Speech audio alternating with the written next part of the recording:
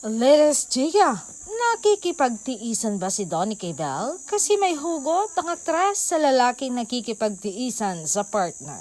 Saad nga niya sa interview, huwag kayo doon sa lalaking nakikipagtiisan sa'yo. Dahil ang totoong pagmamahal, hindi ka hayaang matulog ng mabigat ang loob.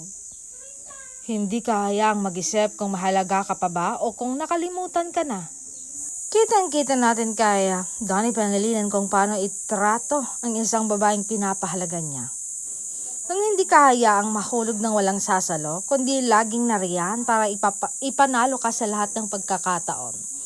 Yung deserve mong mapanalunan, deserve mo yung taong hindi kayang tiisin na makita kang nasasaktan o umiiyak.